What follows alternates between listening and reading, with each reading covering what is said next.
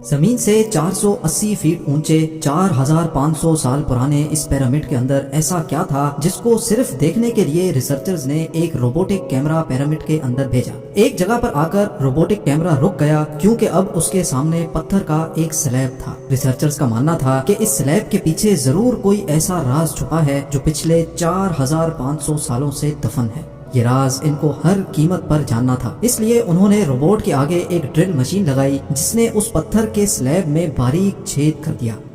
अब इस छेद के अंदर एक कैमरा भेजा गया जिसने स्लैब के उस पार एक ऐसा मंजर देखा जो पिछले 4500 सालों से किसी ने भी नहीं देखा था। नाज़रीन, मिस्र यानी इजिप्ट में टोटल 138 ऊंचे तरीन पिरामिड्स मौजूद हैं जिन्होंने पिछले हजारों सालों से दर्जनों अर्थक्वेक्स और कई खतरनाक तूफान का सामना किया, लेकिन मजाल है इनमें से कोई एक भी इधर से उधर हुआ हो। इनमें से सबसे ऊंचा और बड़ा pyramid the great pyramid of Giza कहलाता है और इस पिरामिड की बेस का एरिया 13 एकर्स है। यानी इस पिरामिड के अंदर हैरत अंगेज तौर पे एक दो नहीं बल्कि पूरी 9 फुटबॉल फील्ड्स आराम से फिट आ सकती हैं। एक एस्टिमेट के हिसाब से इस पिरामिड में टोटल 23 लाख बड़े बड़े पत्थरों का इस्तेमाल हुआ, जिनमें से कई पत्थरों का वजन 50 टन भी था। अगर इसके टोटल वजन का अंदाजा लगाया जाए तो इस पिरामिड का वजन 60 लाख टन है, जो 12 बुर्ज खलीफा के वजन के बराबर बनता है। लेकिन इतने ऊंचे और आलीशान पिरामिड्स बनाने का आखिर मकसद क्या था? हजारों साल पहले जब इंसान के पास कोई टूल्स भी मौजूद नहीं थे, तब इन पिरामिड्स की दीवारों को कैसे इंच बाय इंच लेवल किया गया? कैसे 50 टन वजनी पत्थरों को स्क्वायर शेप में काटकर बगैर क्रेन के ही 480 फीट ऊंचाई तक पहुंचाया गया? और इनको बनाने में ऐसे कौन से इंजीनियर्स का हाथ था जिन्होंने इन पिरामिड्स को अर्थक्वेक प्रूफ के साथ साथ इनकी तमाम साइड्स को एग्जैक्टली 51.5 डिग्री के एंगल पे सेट किया? ये सब आप जान सकेंगे आज की इस वीडियो में। तो आइए शुरू करते हैं। Challenge number 1। कई सदियों से मुख्तलिफ रिसर्च टीम्स इस पिरामिड की कंस्ट्रक्शन टेक्निक जानने के लिए सर जोड़कर बैठी थी कि आखिर इस पिरामिड की हर side exactly north, south, east और वेस्ट पे बगैर कंपास के कैसे सेट की गई होंगी। कई एक्सपर्ट्स का मानना है कि उस टाइम के आर्किटेक्ट्स ने सबसे पहले ऐसी जमीन तलाश की होगी जो लाखों टन वजनी पत्थरों का वजन झेल सके। उसके बाद पोलर स्टार्स यानी वो सितारे जिनकी मदद से अर्थ के पोल्स का पता पड़ता है, उनकी मदद से पिरामिड की हर साइड को मार्क किया गया। ना कोई कंपास और ना ही कोई ऑप्टिकल इंस्ट्रूमेंट, सिर्फ इस बेसिक टेक्निक से हजारों साल पहले इस पिरामिड की डायरेक्शन सेट की गई और वो भी 0 एरर्स के साथ। Challenge number 2। अगला चैलेंज था जमीन को लेवल करने का। जिस 13 एकड़ की जमीन पर इस पिरामिड को बनना था, उसका लेवल थोड़ा सा भी आउट होता तो 23 लाख पत्थरों के इस पहाड़ का खड़ा होना बिल्कुल भी मुमकिन नहीं था। अब इस जमीन को लेवल करने के लिए उस टाइम के इंजीनियर्स के पास ना ही लेजर लेवलर था और ना ही बबल लेवल। एक्सपर्ट्स का मानना है कि कंस्ट्रक्शन साइट की चारों साइड्स पर खड्डा करके उसमें पानी डाला गया होगा और फिर एक साइड के पानी के लेवल से दूसरे साइड के पानी के लेवल को मैच किया गया होगा। जो जमीन का हिस्सा पानी के लेवल से मैच नहीं कर रहा होगा, उसको छेनी और हथौड़ों की मदद से काट कर लेवल किया गया होगा। कई एक्सपर्ट्स का मानना है कि एंशिएंट इजिप्शियंस ने इस सिंपल टूल का भी इस्तेमाल किया, जिसकी दोनों साइड्स पे लकड़ियां और उसके ठीक सेंटर पे एक रस्सी से पत्थर बंधा हुआ है। अगर पत्थर जमीन से टच हो गया और उसकी रस्सी ठीक सेंटर लाइन पे आ रही होगी तो इसका मतलब है कि बीच की जमीन परफेक्टली लेवल्ड है। Challenge number 3। अब पिरामिड कंस्ट्रक्शन साइट पे डायरेक्शंस भी सेट थी, मार्किंग्स भी हो चुकी थी और जमीन का लेवल भी सेट था। अब बारी थी कंस्ट्रक्शन स्टार्ट करने की, जिसके लिए लाखों टन वजनी और बड़े पत्थर रिक्वायर्ड थे। लेकिन ये पत्थर काटने के लिए ना ही उनके पास ग्राइंडर थे और ना ही जैक हैमर्स। लेकिन फिर भी उन्होंने 50 टन वजनी पत्थर काटे भी और उनको स्क्वायर या रेक्टेंगल शेप भी दिया। लेकिन आखिर किसकी मदद से?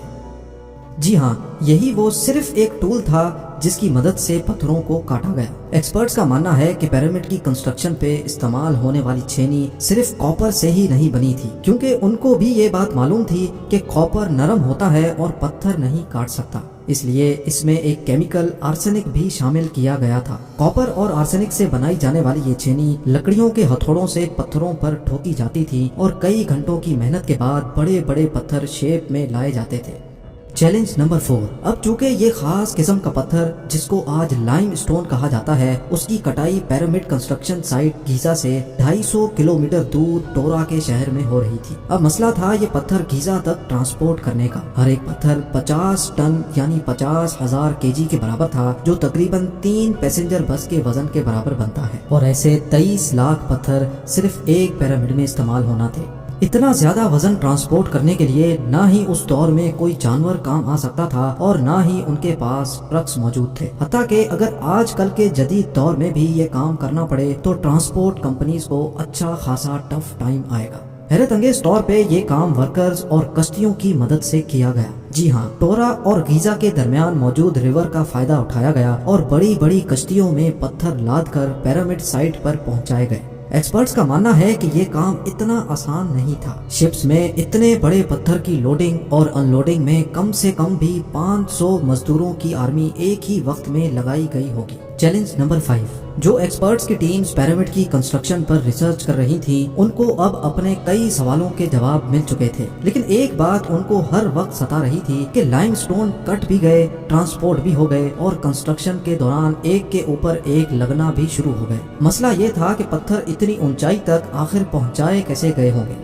کئی ایکسپرٹس کا ماننا ہے کہ پیرامڈ کی کنسٹرکشن سے پہلے ہی یہ پلان کر لیا گیا تھا، یا تو یہ اسپائرل ٹریک کے ذریعے اوپر گئے ہوں گے یا پھر زگ زیگ طریقے سے، لیکن یہ بات تو طے ہے کہ 50,000 kg کے پتھر اوپر مزدوروں کی آرمی کی مدد سے ہی کھینچ کھینچ کر گئے ہوں گے۔ Challenge number 6۔ بات صرف لاکھوں مزدوروں چھینی ہتھوڑے سے لائم سٹون کاٹنے اور اتنے بڑے پتھروں کو ٹرانسپورٹ کرنے کی ہی نہیں تھی۔ اس پیرامڈ کے اندر کمپارٹمنٹس، ان کے اندر جانے کا راستہ اور کئی چھوٹی چھوٹی سرنگیں بھی بنائی گئی تھی۔ باقی سب چیزیں تو ٹھیک تھیں، لیکن ایک چیز ایکسپرٹس کو حیران کر گئی، اور وہ یہ تھی کہ اندر کے کمپارٹمنٹس میں جو پتھر استعمال ہوا تھا وہ لائم سٹون نہیں بلکہ گرینائٹ تھا۔ جی ہاں، گرینائٹ ایک ایسا پتھر ہے جو ڈائمنڈ کے بعد دنیا کا سب سے سخت ترین اسٹون مانا جاتا ہے۔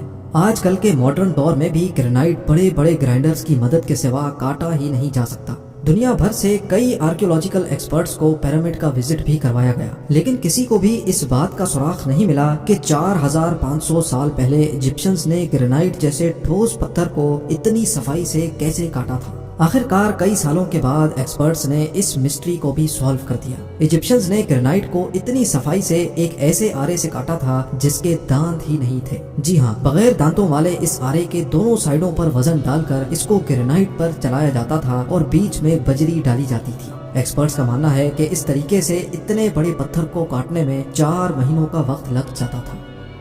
آخرکار پیرامڈز بنانے کا مقصد کیا تھا؟ ان پیرامڈز کو بنانے میں کتنے مزدور ایک ہی وقت میں کام کرتے تھے؟ اور روبوٹک کیمرہ نے جب پیرامڈ کے اندر پتھر کے سلیب میں سوراخ کیا تو اس کے اندر وہ کون سا منظر دیکھا گیا جو پچھلے 4500 سالوں سے کسی نے بھی نہیں دیکھا تھا؟ یہ سب اور اس سے بھی زیادہ آپ جان سکیں گے اس ویڈیو کے پارٹ 2 میں۔ آپ لوگوں کے پیار بھرے کامنٹس اور لائکس کا بے حد شکریہ۔ ملتے ہیں ویڈیو کے اگلے شاندار پارٹ میں۔